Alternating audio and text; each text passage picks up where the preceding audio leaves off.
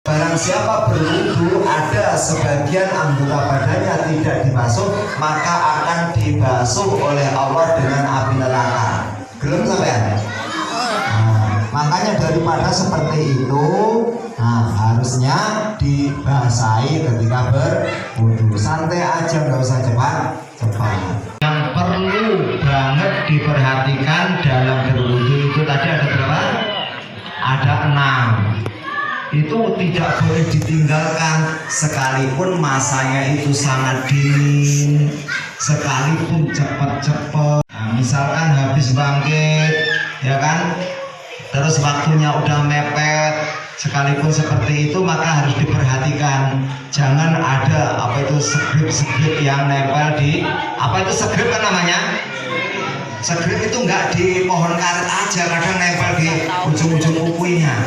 Kalau tidak dibersihkan terlebih dahulu, itu bisa menghalangi dalam hati.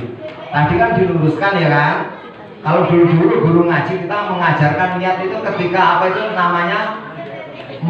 menatongkan, mengadahkan tangan kepada air atau mau mencebok air. Nawaitul wudu'a li raf'il hadasil asghari fardhon lillahi ta'ala.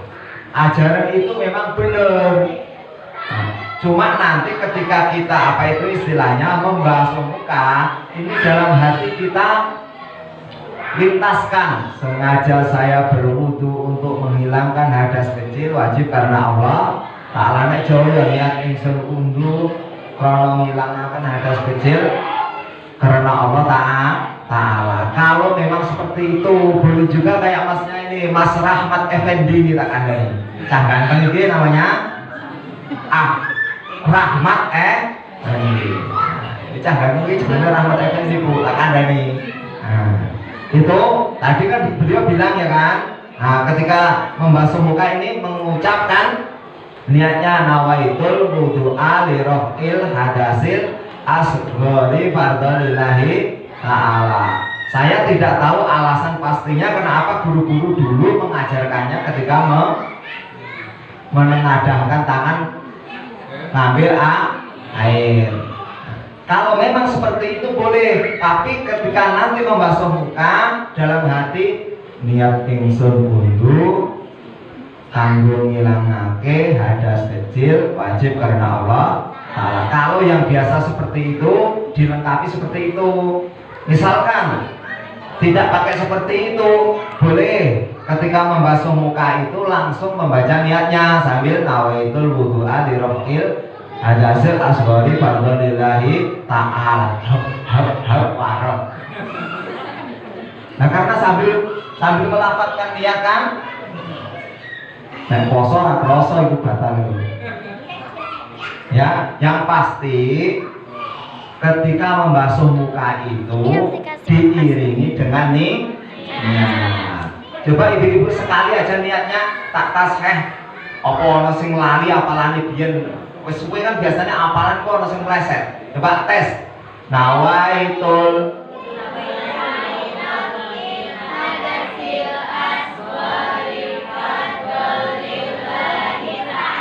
bapak-bapak sing eling apa orang?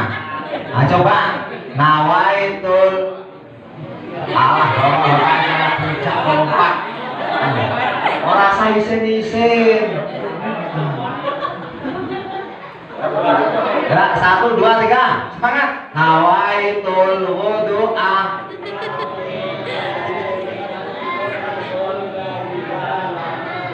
tapi ojo kaya kakek-kakek nawaitul wudu'a li raf'il hadasil asghari.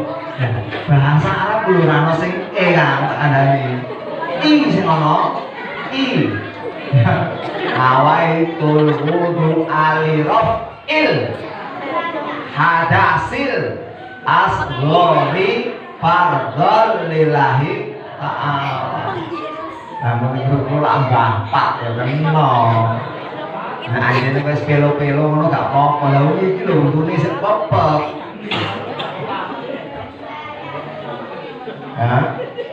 Nah itu yang paling penting diperhatikan. Tiga. Tadi pertama adalah apa?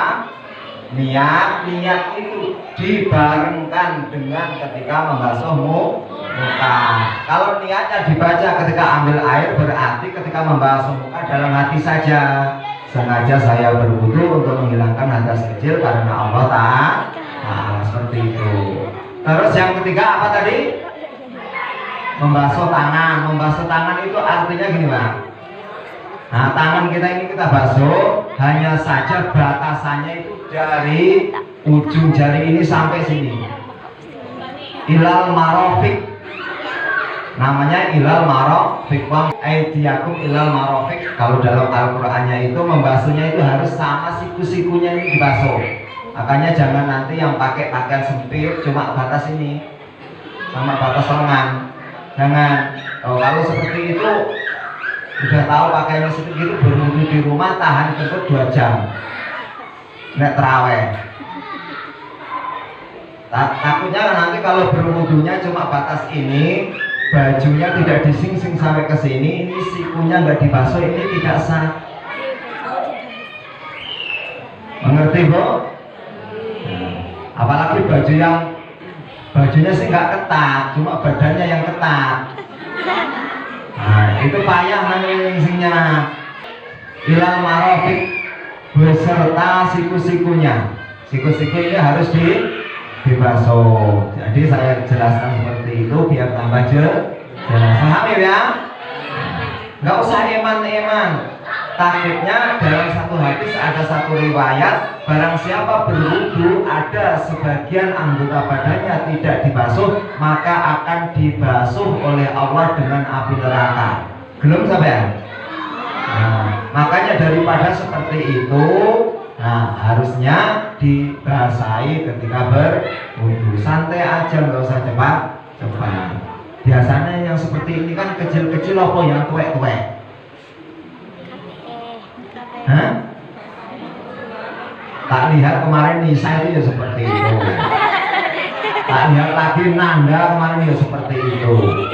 Tapi lebih banyak loh dari ibu-ibu. Nah, seperti itu. Nah, jadi tangan itu harus sampai siku-siku. Kemudian yang keempat apa? Membasuh sebagian rambut kepala. Jadi diterangkan jangan ujungnya rambut. Jadi rambut yang tumbuh di kepalanya, misalkan panjang ya kan, sampai ke bokong. Nah, karena takut dingin dicelup, ujungnya. Nah, itu tidak memenuhi syarat dalam berwudu. Harus di tempat tumbuhnya rambut. Nah, misalkan sini habis minyakan apa itu tanco, misalkan saking kandeli yuk, boleh sini, di sini. Yang penting tempat tumbuhnya rambut. Nah, kalau sini kan, di sini kan biasanya orang pakai kena minyak. Seperti itu. Hanya saja karena kalau basuh padi ini kan kumisnya agak tebal. Nah, itu kalau bagi yang berewokan tebal, bagi yang kumisnya tebal, itu lebih hati-hati kita basuh, harus diosrok-osrok kumisnya. Memang ada aturan mainnya sendiri. Kan ada memang yang kayak saya ini memang ada ini kumisnya ini. Tapi kan nggak tebel, masih kelihatan kulitnya. Beda dengan kayak Mas Supati, Mbak Haji Supati ini. Nah, dia tebel, kulitnya pun sudah nggak kelihatan ini. Itu harus diosrok-osrok supaya apa? Airnya tembus kepada kulit. Itu saja maksud dan tujuannya. Udah yang berapa tadi? 4. Yang kelima apa? Membasuh kaki. Membasuh kaki itu batasannya harus menyertakan mata kaki sini. Kalau dari atas diperhatikan bawahnya ini, terutama pemotong. Nah, tukang motong kayak sampean itu biasanya sikilnya kan pecah-pecah. Nah, kayak sikilnya pecah-pecah itu ada sikilku sih halus sih. Nah, beda kalau sikilnya bibir. Halusnya kayak kerikil. Nah, ada pecah-pecah itu diperhatikan karena pecahan itu termasuk bagian luar. Kalau kulit kita pecah itu termasuk itu bagian keluar, maka harus dibasuh. Perhatikan. Wailun lil aqabi minan nar. Celaka bagi orang-orang yang kakinya dibasuh oleh api neraka. Ada satu hadis yang itu banyak sahabat-sahabat Ansor. Orang-orang Ansor itu kan orang pedesaan awalnya. Orang yang kota itu orang yang daerah Mekah. Nah, para petani kerupuk itu berada di daerah kota Madinah, bagian desa-desanya yang disebut orang Arab Badui yaitu. Nah itu banyak datang pada Rasul, sikilnya pecah-pecah. Jangankan kok petani, orang yang haji dan umrah nang kono sempat pecah-pecah. Nah, karena memang udaranya yang sangat ekstrim itu harus diperhatikan. Sela-selanya itu juga harus dibasuh. Maksud dan tujuannya apa? Supaya sholat kita sah. Kalau wudhu kita sah, maka sholat kita juga sah. Seperti itu. Belum nanti lagi kalau memang seperti yang dikatakan tadi, ibadah seperti ibadahnya Nabi. Pernah sampai ibadah seperti ibadahnya Nabi? Tidak pernah. Saya yakin tidak pernah. Nabi itu kalau ibadah siang itu aja duhanya itu 8 rakaat. Wayahe wong do motong itu sholat duha Nabi itu 8 rakaat. Piye wong wayahe motong apa meneh ngejar bangkit. Apa meneh mudat sampai jam 10. Ngejar bangkit maka cepat. Kita enggak ketemu kalau diukur dengan ibadahnya Nabi Muhammad Sallallahu Alaihi Wasallam. Nanti belum lagi sholat malamnya, orang kok sholat isya terus sholat witir enggak, tapi ada di situ sholat hajat, ada sholat tahajud, ada sholat taubat, ada sholat tasbih. Kita melakukannya cuma setahun sekali. Nah, kalau Nabi enggak dilakukannya sampai kakinya bengkak,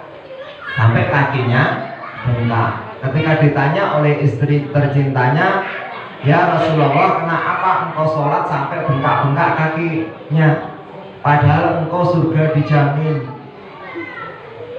enggak ada kesalahan sama sekali, pasti dimasukkan surga oleh Allah Subhanahu wa Ta'ala. Jawabnya apa, Bu? Ngerti? Nek ditebak ngono. Afala akunu abdan syakura. Apakah aku tidak boleh abdan syakura, menjadi hamba yang bersyukur? Bukan lagi habis sholat selesai kakinya sampai bengkak. Itulah pahala malam yang ke-9. Ka'annama abada Allah Ta'ala, seperti beribadah kepada Allah Subhanahu wa Ta'ala, ibadatan Nabi alaihi salatu wassalam, seperti Nabi Muhammad beribadah kepada Allah Subhanahu wa Ta'ala. Semoga sedikit demi sedikit keilmuan yang kita kaji bersama di setiap sholat tarawih ini menambah keilmuan kita, membuat iman kita semakin kuat, sehingga kita jika menghadap kepada Allah mendapatkan gelar yang baik, gelar yang elok, yaitu husnul khatimah. Amin Allahumma amin. Sallallahu ala Muhammad.